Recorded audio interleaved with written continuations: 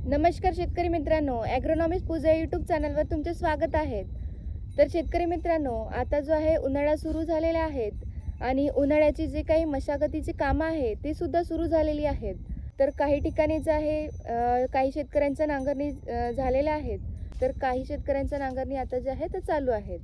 तर आज आपण जाणून घेऊया की उन्हाळ्यात जे काही आपण मशागत करतोय तर त्या मशागत घेताना आपण काय काळजी घ्यायला पाहिजे, नांगरणी करताना आपण काय काळजी घ्यायला पाहिजेत आणि नांगरणीचे फायदे काय, संपूर्ण माहिती जी आहे आपण आजच्या या व्हिडिओमधून जाणून घेऊया।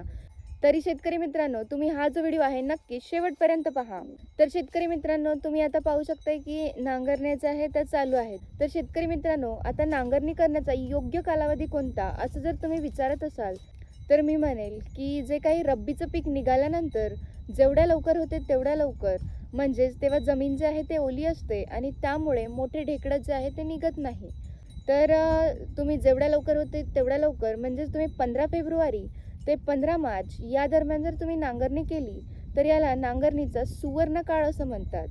जर तुम्ही या दरम्यान जर नांगरणी केली तर नक्कीच तुम्हाला चांगल्यात चांगले फायदे त्यापासून मिळतात।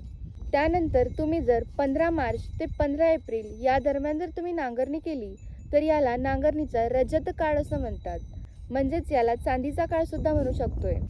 त्यानंतर तुम्ही जर 15 एप्रिल ते 15 मे या दरम्यान जर तुम्ही नांगरणी केली तर याला नांगरणीचा ताम्रकाळ असं म्हणतात। तर म्हणजेच यातून सांगण्याचं तात्पर्य असं की तुम्ही जेवढ्या लवकर नांगरणी कराल तेवढेच चांगले फायदे जे आहे तुम्हाला मिळतील, म्हणून तुम्ही जरी नांगरणी केली नसेल तर लवकरात लवकर नांगरणी करून ठेवावी। त्यानंतर दुसरी गोष्ट म्हणजे तुम्ही जर मार्च एंडिंगला जरी नांगरणी केली तरी मे आणि जून महिन्यामध्ये जमीन जी आहे ती चांगल्या प्रकारे तापत असते।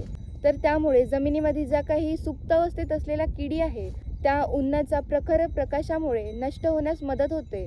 त्यानंतर आपण नांगरणी करताना नेहमीच बघत असतोय की नांगरणीच्या मागे जे आहे आपल्याला काही पक्षी दिसतात, तर त्यामुळे नैसर्गिकरित्या किडीचे नियंत्रण सुद्धा होत असते। त्यानंतर तिसरी गोष्ट म्हणजे जमिनीत असलेल्या ज्या काही हानिकारक बुरशी आहे त्या सुद्धा नष्ट होण्यासाठी मदत होते। त्यानंतर आपल्याला चौथा फायदा हा होतोय तर जमिनीची पाणी धरून ठेवण्याची क्षमता वाढते, जमीन जे आहे भुसभुशीत होते। तर आपण पुढील हंगामामध्ये जे काही पीक घेत आहोत तर त्या पिकाचे मुळे जे आहे खोलवर जाण्यासाठी मदत करते। त्यानंतर जमिनीत हवा खेळती राहते। तर या प्रकारचे जे फायदे आहेत ते आपल्याला मिळत असते। तर आपण नांगरणी करत असताना 8 ते 10 इंच खोल या प्रकारेच आपण नांगरणी करायची आहे, जास्त डीप नांगरणी इथे करून घ्यायची नाही आहे।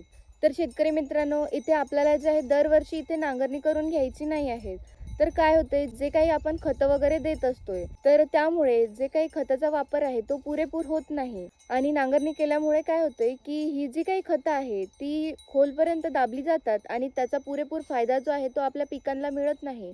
म्हणून आपण 3 वर्षातून एकदाच नांगरणी करावी आणि बाकी वर्षी जे आहे हे आपण इथे वखराच्या पाळ्या देऊन घ्यायच्या आहे किंवा इथे जे आहे आपण मिनिमम टिलेजचा वापर करायला पाहिजे। यामुळे आपली जमीन जी आहे टिकून राहतील, जमिनीची उत्पादन क्षमता सुद्धा वाढेल आणि जो काही होणारा खर्च आहे नांगरणीसाठी तो सुद्धा वाचेल।